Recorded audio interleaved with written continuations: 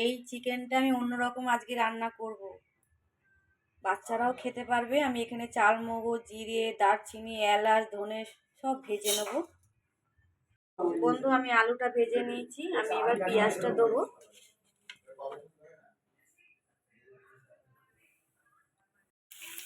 পেঁয়াজটাকে কড়া করে ভেজে নেব, লাল করে একদম ভেজে নেব। বন্ধু, আমি এভাবে পেঁয়াজটা ভেজে নিয়েছি।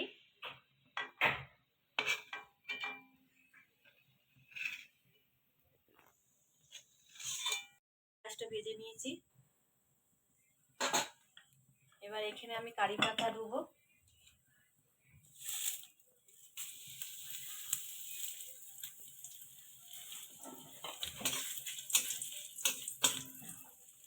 এরপর পেঁয়াজটা বেটে রেখেছিলাম সেটা দিয়ে দিলাম।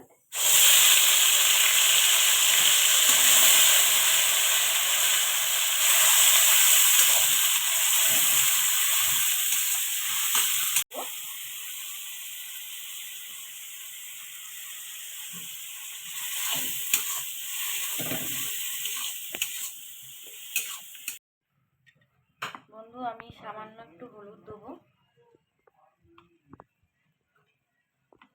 সামান্য লবণ দেবো, স্বাদ মতন দেবো।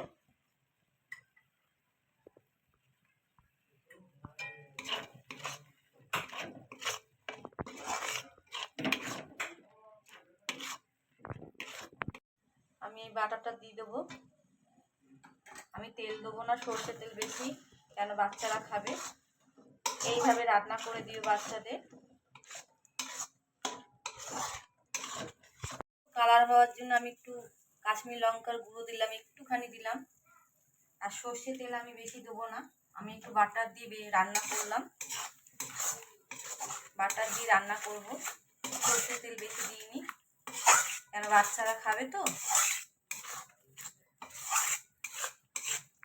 দুটো কাঁচা লঙ্কা দিলাম, বেশি ঝাল দেবো না।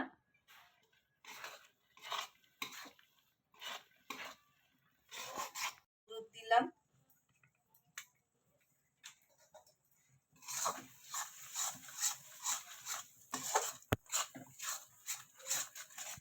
মাংসগুলো এবার দিয়ে দেবো বন্ধু।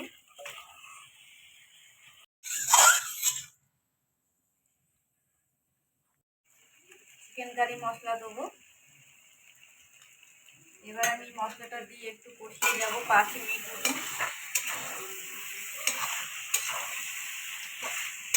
এই যে আমি তেল দিইনি বন্ধু, আমার মাংস দিয়ে তেল ছাড়ছে কেমন।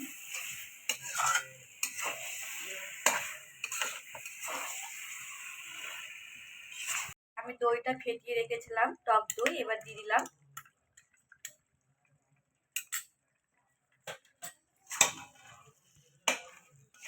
এখন আমি অল্প করে তেল দিয়েছিলাম বন্ধু, সর্ষে তেল। আমি সেমন তেল দিয়ে রান্না করিনি, বাচ্চাগুলো খাবে তো, আমি বাটার দিয়ে রান্না করেছি। এইভাবে রান্না করে বন্ধু তোমরা দিও বাচ্চাদেরকে, বাচ্চারা খেতে ভালোবাসবে। রসুটি দিয়ে দেবো।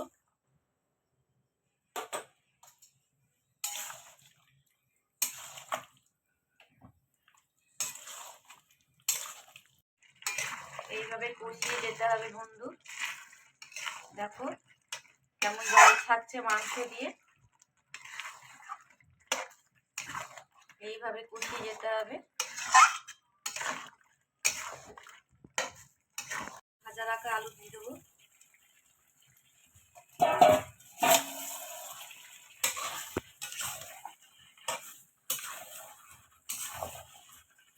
রেখেছিলাম, এবার দিয়ে দেবো।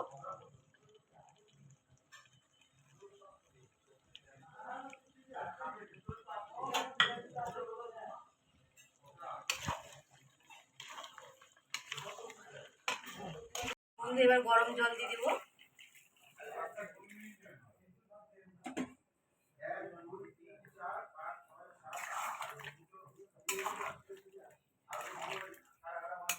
এবার ঢেকে রাখবো, 20 মিনিট মতন ঢেকে রাখবো।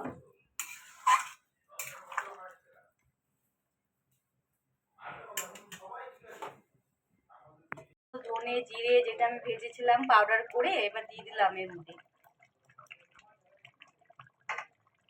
দেখো বন্ধু কি সুন্দর কালার হয়েছে মাংস, তেল ছাড়া কি সুন্দর কালার হয়েছে।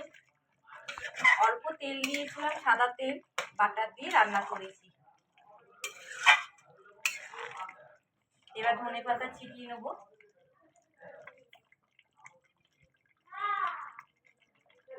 এইভাবে বন্ধু রান্না করে বাচ্চাদের দিও, খেতে ওরা ভীষণ ভালোবাসবে। তো বন্ধু ভালো লাগলে লাইক শেয়ার সাবস্ক্রাইব করে দিও। তো আজকের মতন চলি বন্ধু, ভালো থেকো সুস্থ থেকো।